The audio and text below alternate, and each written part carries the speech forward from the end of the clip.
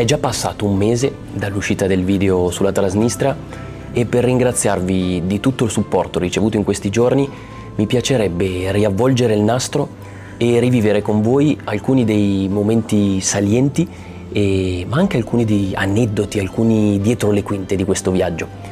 E quindi perché non iniziare proprio dalla motivazione? Perché ho scelto di viaggiare in Transnistria? Ecco, per capire il perché di questo viaggio sicuramente bisogna tornare indietro di qualche mese, quando leggendo un articolo sulla guerra tra Ucraina e Russia si parlava del ruolo che potrebbe diventare fondamentale di uno stato non molto grande, piccolo quanto la Corsica, ma molto influente e anche se di fatto non riconosciuto, la Transnistria. Ecco, per un attimo ho dimenticato completamente l'articolo, la guerra, e la mia curiosità è stata attratta dallo stato non riconosciuto. Infatti quando si parla di stati non riconosciuti, di confini non molto precisi o zone di confine o culture molto diverse dalla nostra, piuttosto che paesi con molte contraddizioni, ecco, lì è il momento in cui la mia curiosità da viaggiatore si accende. E qual è l'unico modo per soddisfarla se non con un viaggio? Ecco, quindi ero sicuro che volessi fare un viaggio in Transnistria. Ma la Transnistria è pericolosa? Ecco, sicuramente non affrontando questo viaggio da solo, ma con il mio cameraman, e soprattutto essendo un paese non paese, quindi un territorio un po' particolare, volevo partire con qualche informazione in più rispetto al solito, e le prime informazioni sicuramente ce le dà il sito della Farnesina, Viaggiare Sicuri. In questo caso penso che sia rimasto esattamente lo stesso. Se vado questa regione moldava mi appare subito un simbolino giallo di pericolo e se ci clicco sopra mi dice area di particolare cautela, evitare i viaggi nella regione separatista della Transnistria, perché in caso di necessità l'ambasciata italiana ha possibilità di intervento limitate. Ecco, in quanti di voi, dopo aver letto questa cosa e aver visto questo simbolo spaventosissimo, si sarebbero fermati? Io credo che esattamente in questo punto si crea il confine tra un normale essere umano che vede in tutto ciò un pericolo, quindi un rischio da non correre, e invece un viaggiatore che vede lo stesso pericolo, lo stesso rischio, in realtà lo vede come una sfida, come un limite da oltrepassare per capire fino a quale punto si può spingere, e quindi diventa attrattivo tutto ciò.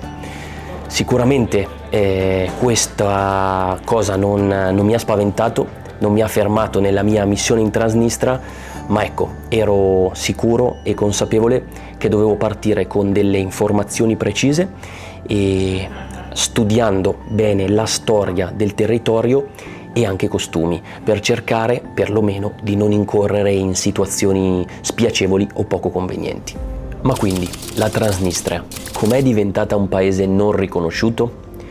Ecco, per capirlo dobbiamo fare un salto indietro nella storia, ma visto che la storia tante volte è un po' pesante, è un po' noiosa, ho cercato di riassumervela con 3 date. La prima data importante è il 1991, ovvero la fine dell'Unione Sovietica. Con la fine dell'URSS la Moldavia reclama la sua indipendenza, ma congiuntamente con questo ha mire di unione con la Romania.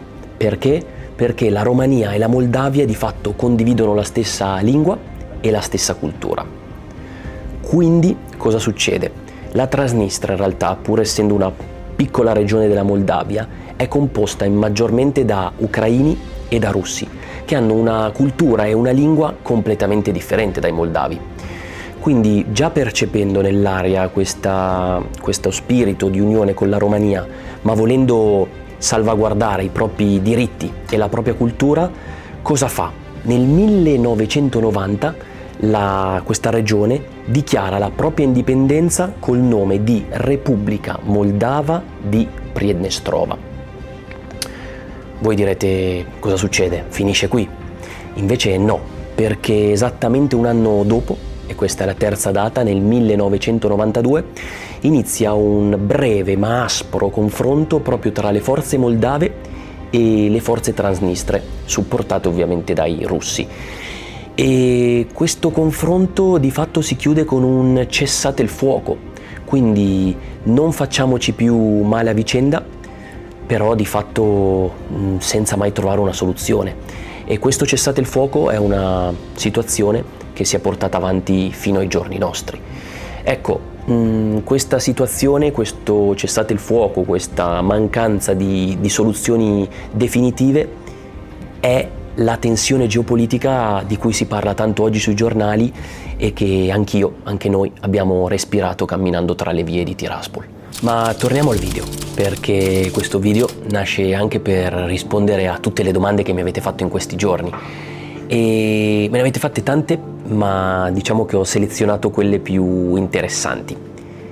Quella che mi avete fatto più spesso è sicuramente il perché vengono cambiate le ruote del treno al confine tra la Romania e la Moldavia. Ecco, questa è una domanda molto interessante e avete provato anche a darmi qualche risposta, ma eravate un po' fuori strada. Infatti la motivazione va ricercata in un livello un po' più tecnico. Dobbiamo parlare di scartamento, una parola molto complicata che in realtà altro non è se non la distanza tra i due binari. Lo scartamento infatti è diverso tra la Romania, che utilizza uno scartamento europeo poco maggiore di 1,4 m, e la Moldavia, che faceva parte dell'URSS e quindi utilizza uno scartamento russo di poco superiore al 1,5 m. Ecco, per sopperire a questa differenza di scartamento, altrimenti il treno non potrebbe avanzare sulle rotaie, viene fatto il cambio ruote. Ma perché l'URSS creò uno scartamento diverso? Ecco, per evitare invasioni da popoli e territori nemici. E questa cosa è veramente penso interessante e semplice, ma molto efficace. Un'altra delle domande che mi avete fatto in tanti riguarda gli incontri che abbiamo fatto, ovvero come ho incontrato le persone che abbiamo intervistato. Ecco, io credo che la bellezza delle storie che ci hanno raccontato derivi proprio dal fatto che non fossero per nulla incontri programmati, ma anzi totalmente casuali e forse un po' avvenuti tramite un'affinità energetica, nella quale sinceramente credo molto quando viaggio. Ecco, il primo poi è stato molto divertente, perché eravamo in uno dei pochi momenti di relax in questo parco tra la piazza centrale di Tiraspol e il fiume, e mentre ci stavamo prendendo un caffè, non so perché, ma un po' per rompere il ghiaccio probabilmente, sono andato appositamente a rubare uno di questi tricicli meccanici che stava affittando questo ragazzo. Ovviamente rubare, insomma, non era per rubarglielo, gliel'avrei sicuramente portato indietro, però non so, forse era un modo per scatenare una sua reazione, per aprire un dialogo, e devo dire che ha funzionato, perché Bogdan si è aperto in maniera molto semplice, no? Con le sue parole, ecco, non conosceva molto l'inglese, era un po' timido, però in poche parole ci ha parlato dei suoi sogni, che è viaggiare, un sogno ricorrente per molti di noi, e poi ci ha anche raccontato un po' il circolo del viaggio, che è quello di viaggiare, imparare e poi tornare nella propria terra e mettere a frutto quello che si è imparato. Un altro incontro invece interessante è stato quello con Tony, l'ultimo ragazzo che ci ha parlato in macchina. Ecco, questo incontro è stato quasi surreale, perché in realtà l'abbiamo incontrato il giorno prima ed eravamo nella fortezza di Benderi. La fortezza di Benderi, allora, è un enorme spazio, tutto riservato alla fortezza, con questo vialone enorme circondato da negozietti tutti chiusi. Ed è stata una situazione incredibile perché nonostante l'ora fosse pomeriggio inoltrato e anche il giorno fosse nel weekend, c'eravamo soltanto io e Leo, il mio videomaker. E infatti avevamo anche quasi un po' di timore a entrare in questa fortezza. Quindi facciamo tutto il vielone, arriviamo alla zona delle casse.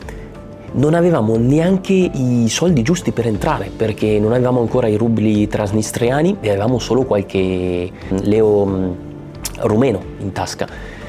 E quindi nonostante questo gli abbiamo fatto vedere queste poche banconote, questi pochi spiccioli, e la ragazza alla cassa, probabilmente perché non aveva nessun altro cliente, ha detto ok, entrate pure. E siamo entrati, avevamo a disposizione tutta la fortezza per noi e a un certo punto dal nulla quasi sbucano Tony e la sua ragazza. E lì, ecco, in questo momento di desolazione, in questo deserto, ovviamente ho voluto rompere il ghiaccio e con mio stupore ho scoperto che era italiano, quindi abbiamo fatto 2 chiacchiere, eravamo tutti molto stanchi perché era la fine della giornata e siamo rimasti poi d'accordo di vederci e di sentirci il giorno dopo. E questo incontro è stato molto importante perché di fatto tramite lui abbiamo conosciuto anche Jeff. Alla fine abbiamo conosciuto le storie di 2 ragazzi nati in Transnistria, entrambi emigrati per motivi diversi, ma per cercare, diciamo, fortuna altrove, e che adesso hanno 2 situazioni differenti perché uno poi, Jeff, è tornato e l'altro invece continua a vivere in Italia e ritorna insomma di tanto in tanto per le vacanze. Quindi questi incontri sono stati molto molto importanti proprio per questo motivo. Infine mi piacerebbe lasciarvi con una curiosità. Sì, perché se è vero che i viaggi sono fatti di incontri, di persone e di esperienze, di emozioni, però devo anche ammettere che mi piace alla fine di ogni viaggio tornare a casa e portarmi un piccolo oggetto, se possibile un po' originale, particolare, che mi ricordi quel viaggio. E dalla Transnistria mi sono portato le famose monete in PVC, un unicum nel loro genere. Infatti abbiamo detto che la Transnistria ha la propria moneta, il rublo trasnistriano, ma non abbiamo detto che ha creato anche le proprie monete. È stata di fatto il primo stato che ha sperimentato le monete in plastica. Queste monete, oltre ad essere molto colorate, con delle forme molto appariscenti, diverse tra loro, hanno anche una particolarità. Infatti non si possono bruciare, non si possono spezzare e non si possono macchiare. E di fatto sono quasi indistruttibili. E quello che in pochi sanno è che è vero che queste monete sono state messe in circolo, ma ne sono state messe in circolo talmente tanto poche che di fatto al giorno d'oggi sono diventate un vero e proprio oggetto da collezione. Si possono trovare ogni tanto chiedendole magari sotto banco a qualche negozio, ma sicuramente non vi capiteranno come resto. Io ho deciso di comprare questo cofanetto perché mi sembrava molto simpatico e rappresentativo, e ecco, questo cofanetto ad esempio ha il valore nominale di 18 rubli, quindi al cambio attuale 1 euro, però l'ho pagato 7. Ovviamente essendo un oggetto da collezione viene venduto a un po' di più del prezzo. Vi ringrazio per avermi accompagnato anche in questo video dietro le quinte del viaggio in Transnistria. Fatemi sapere se vi è piaciuto questo tipo di contenuto per averne eventualmente altri, e ci vediamo tra un mese con il prossimo Extraordinary Trip.